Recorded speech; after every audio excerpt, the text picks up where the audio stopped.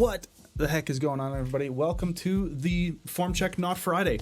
We're going to take a look at some squats here. We're going to offer our critique on Matt's squats and try to help, everybody who's sent in these videos to us to get a little bit better handle on their technique with the power lifts. So real quick, you can probably hear all this crinkling and absurdity happening behind me. That's our man Dylan. He's packing up all the apparel orders because the apparel's live. If you're interested in the Calgary Barbell Philosophy Collection, the new toques, we got some clearance items from the old launches in there. Go to calgarybarbell.shop and maybe pick something up. I don't know. Anyways, we're looking at Matt's 130 kilo for 5 set of squats. Now he said that his ankles are moving a fair bit. We can't really see those in the video, honestly. At least not to any real degree where I can make some kind of judgment about it. Looks like maybe a tiny little bit of movement. That's not what I'm going to focus in on. But he says that he notices what he calls butt wink. Now we could talk a little bit about why butt wink is kind of a misleading thing in terms of it, in most cases not being a big deal, being a sort of necessary mechanic, slight bit of like flexion extension in the low back as we get to depth in the powerlifting style squat. But what we are seeing here, and we'll see this really manifest at the end of his set, is we're seeing almost an excessive amount of extension in the low back. So it seems like as you're coming up, like if we look at your back position on the way down, this looks gravy. This looks good to me. But if we now look at how you're coming up, we've got this sort of excessive tilting of the hips here. And what's going to happen is, watch this final rep of the set and see if you can notice a very distinct sticking point. Wait for it. Right here on this last rep, we're going to see a very distinct sticking point where you have to kind of like reorganize yourself and try to find some semblance of bracing and tension through the trunk so we can transfer force from the legs up into the bar. What happens when we overextend is that's the way that it's expressed. So what I'm going to recommend is that as you're driving up out of the bottom, number one, let's stop looking out and up. Number two, I want you to try to avoid that cue, and you may have heard this in the past, of driving your chest up. It's kind of an old, in my opinion, in most cases, outdated powerlifting term where if you're squatting, you want to drive your chest up. A lot of lifters, I think, do that too much, do that to a fault. So what I'm going to recommend is actually pull your ribs down.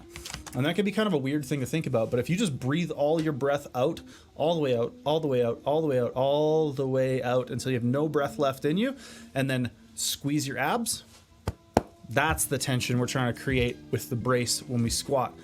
So it's a good cue to go ahead and breathe all your breath out, squeeze your abs, take your breath into that contraction, then unrack the bar and try to find that brace throughout your set of squats. And specifically for you, Matt, as you come up out of the bottom, right? If we can keep these ribs down, that's going to keep that pelvis a little more neutral range as opposed to being super extended. And I think it's really going to smooth out that, which seems to happen when we get a little it gets a little heavy, it gets a little high RPE. Now, the next thing I want to talk about real quick before we get to the next form check is the Calgary Barbell Training app.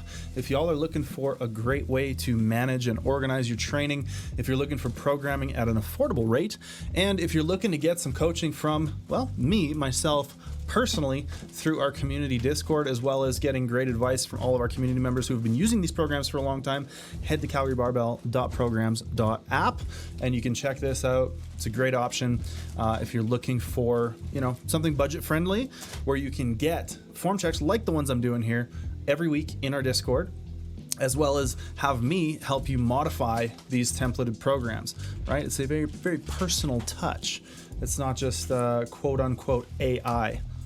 Anyways, we're going to move on to Zach, who's doing some bench press here. Now, if I remember right, Zach has a pretty darn good bench press. He's doing 2 singles here. I think we only got one of them, 330 and 320. These are both within the last 4 weeks or so. He's been lifting 4 or 5 years, so he's got a decent amount of experience under his belt. And we're going to see if we can't pick out some things to pick on. So number one, I think that if you can get your chest up a little more in the unrack, I think that's going to be good. because you actually do a good job as the bar starts to come down of keeping the chest high, right? Really bringing the ribs up to meet the bar, which is a cue I really like to use and rely on pretty often. So I think you do a good job there, but I think perhaps one of the things I might recommend is if we unrack with the butt up a little bit, and that's one of the things I like to advise lifters to do, is unrack the bar with your butt up in the air. Once the bar is out of the rack, set your upper back, and then very slowly set your butt down. That's going to help you produce the biggest arch that you can. Try to trim that range of motion a little bit. The other thing I'm going to maybe recommend, and it's tough to tell on this bar, but if you're not at max width, I would recommend at least experimenting with that. A lot of people tend to be stronger, a little wider. If you've been lifting 4 or 5 years, chances are you've played with that, and if that's the case, you've maybe settled on this grip width for a very specific reason. So, take that piece of advice with a grain of salt. But that would be the biggest thing, I think, is getting a little tighter and a little bit bigger on the unrack. If there's any way you can get somebody to give you a handoff, or you can tighten yourself up for the unrack, which I find you get a bit of an advantage from having your butt up in the air, right? It's now your torso's here, so it's more of a decline press to unrack. So if in the event you don't have anybody to help you unrack, you now have a stronger position for the unrack. The bar's going to feel a little lighter in your hands out of the rack, and that can go a long ways. It really sets the tone for the lift if the bar feels heavy as hell out of the rack in your hands, or if it feels nice and light. Now, the descent, the pause, the press, everything looks pretty good. I think we could try to push that bar back just a little bit more in the first inch or two of the range of motion, but it's pretty smooth throughout, solid lockout. I think overall, you got a really good bench stack. So maybe try some of those cues with the unrack and see if that helps you. Now, in case anybody's wondering, this is usually, anyways, Form Check Friday. So what we do is we take your submitted videos that you send in to us, we put them up on the screen. There's details in the comment section below if you want to submit a video, and we do this thing where we try to help our community improve their technique. We talk a little bit about some of the key concepts in lifting and powerlifting, how to make progress. We touch on programming and all that kind of stuff. If you like this content, head down, hit that subscribe button, turn on notifications, whatever you do, click all the buttons, hit all the bells and whistles. Anyways, we're back at it here with Dan.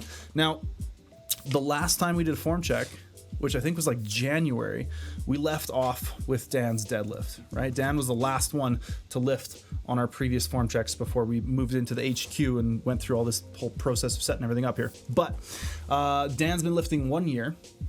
He's 16 years old, so pretty damn respectable deadlift. Looks like about, what do we got, 220 on the bar for a 16-year-old? I mean, I was deadlifting this much when I was 16.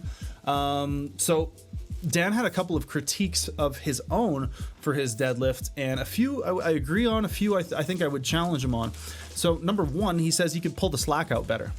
And for those who are maybe uninitiated, pulling the slack out means this part right here, where you sort of begin to apply tension to the bar and create a position of tightness with both the trunk and the legs to put yourself in a position where you're able to, translate all that force through the bar, right? We get nice and tight so that the force transfer is a little bit more one-to-one, right? Now, pulling the slack out of the bar is a pretty tough thing to learn at first. Some people pick it up pretty easily, but I do think one of the things you could do is pull the slack out a little better. And we have a video coming out on this right away, actually, on finding hip height and hip tension. So you can check that out on the channel. It's going to be coming out on Monday, I believe. So Tuesday or Wednesday. It'll be coming out this week. Anyways, when you're here, I want you to try to find tension in your lats and your posterior chain. And posterior chain, I mean your glutes, your hamstrings, right? So in this position, we should be searching for tension and stretch in both the lats and the posterior chain. Then you want to try to maintain that tension as you bring your hips down. One of the biggest mistakes people make is they bring their hips down and they tuck their hips underneath them, essentially undoing a lot of this tension in the posterior chain, essentially losing a lot of this tension in the hips and hamstrings.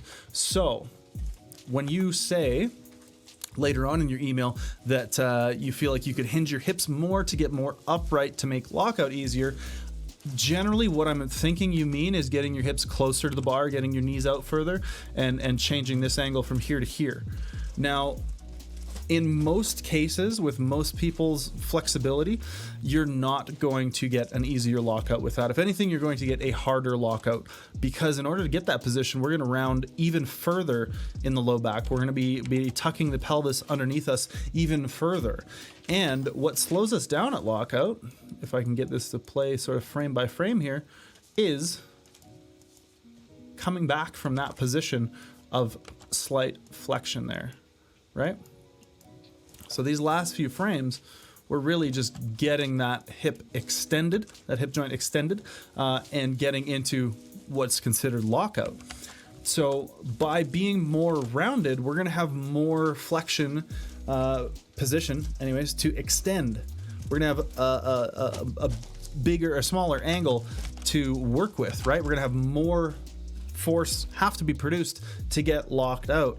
So what I'm gonna say is, actually, in order to fix your lockout, I would actually work on getting your hips back a little bit so we have a little more extension in the low back before the pull.